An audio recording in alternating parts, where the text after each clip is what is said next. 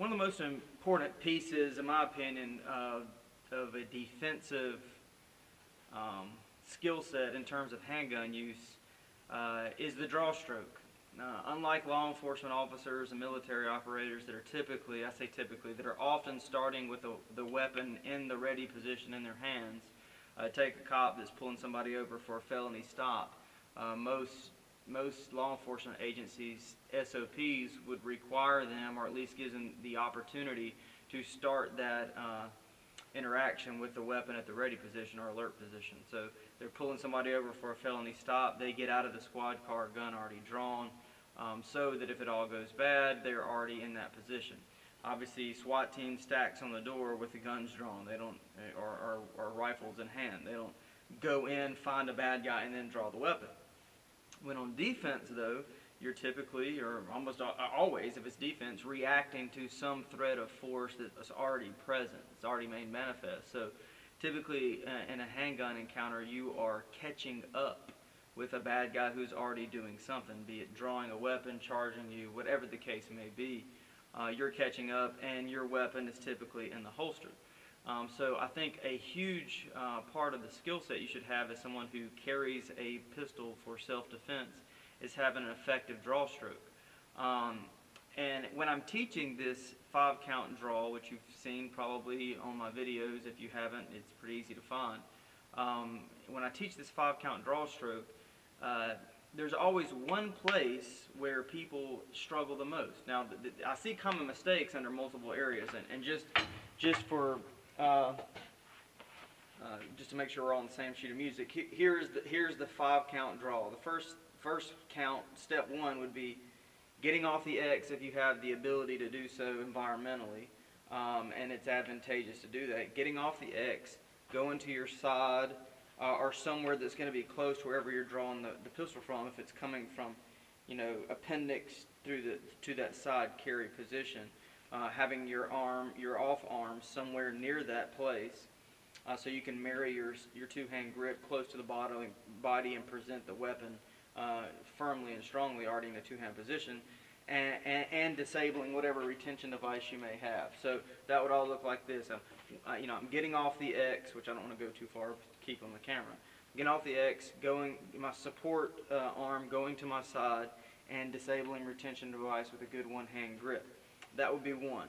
2 would be coming just up far enough to clear the holster. If it's a side draw position, it's there. If it was appendix, it would be here, just clearing whatever's retaining the weapon.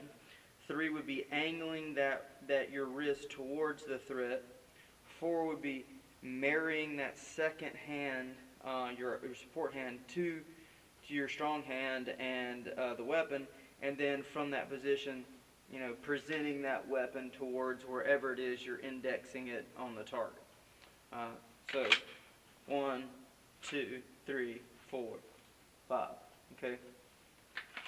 I see a lot of common errors. I see people, trying to clap the weapon, their offhand on the weapon out here. I see people riding the front sight down. I see people drawing up. All these things are bad habits.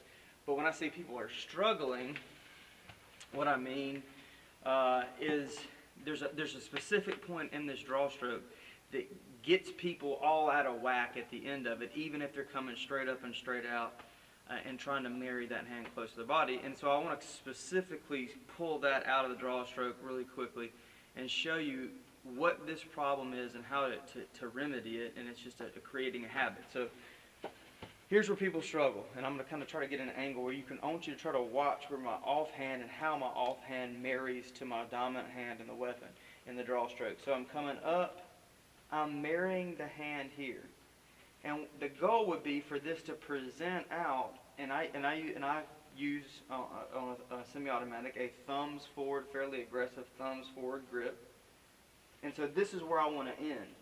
And the reason I want my thumb this far out on my offhand is because it straightens my wrist. It locks my wrist to keep the muzzle flip from being quite as bad as it could be otherwise if I was just down here in this grip like this. So this is where I want to end. But what I see people do when they draw their weapon is once they get this first hand, their dominant hand on the weapon, it comes out of the holster as though they are only expecting to use this hand, and then all of a sudden they make the decision to add the second one. And the reason why that's problematic is if you'll watch my right hand, the gun comes out here. So I got my finger straight off the trigger, but my thumb is way down here, wrapped around the grip. Like I want this strong grip. And the problem is, as I get to 4 and I'm marrying this hand on there and then presenting the weapon out, there's nowhere for this to go. And you'll see people, this is straight up in the air, creating this gap in there for the gun. It doesn't feel like, I'm squeezing tight with both hands, and look, there's all this easy movement in this grip because this thumb is preventing me from making positive contact against the frame of the weapon.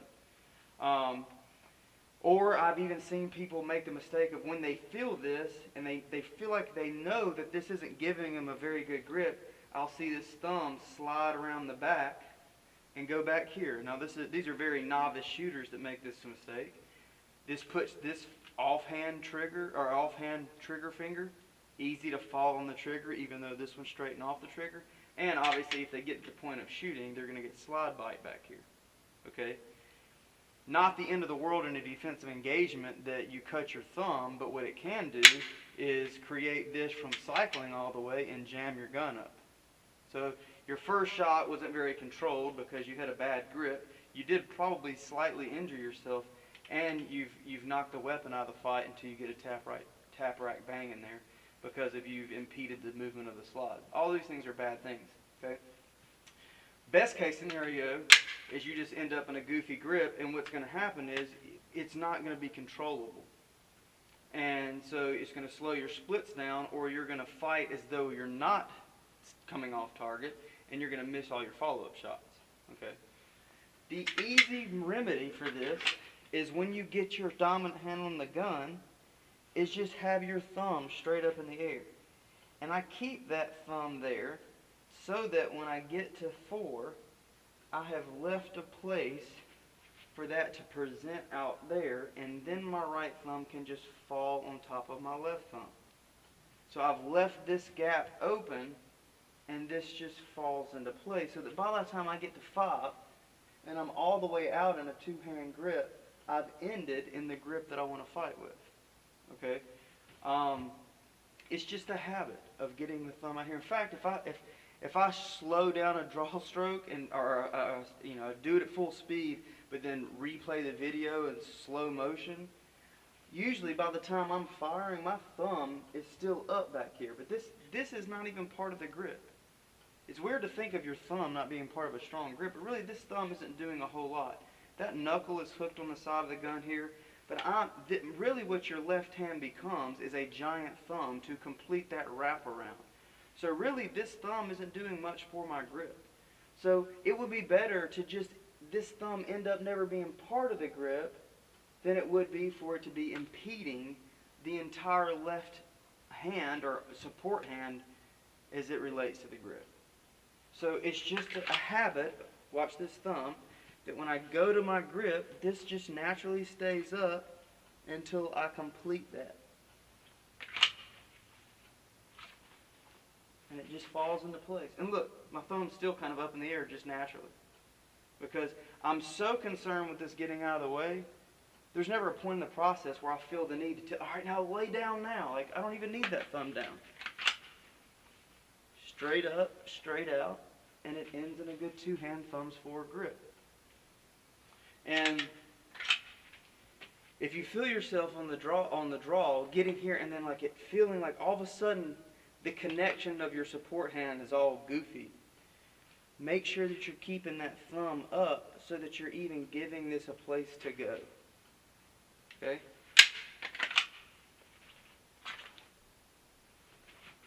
Ending where I want it to be. Ending where I want it to be.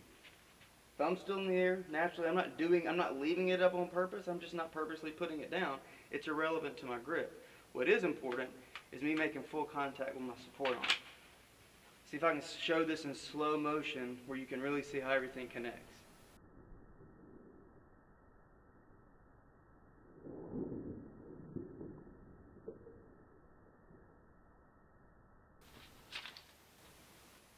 Thumbs forward, 360 degrees of pressure. This thumb ended up in the air at the end, but it's irrelevant. I ended in a good stance, a good two-hand grip, strong platform.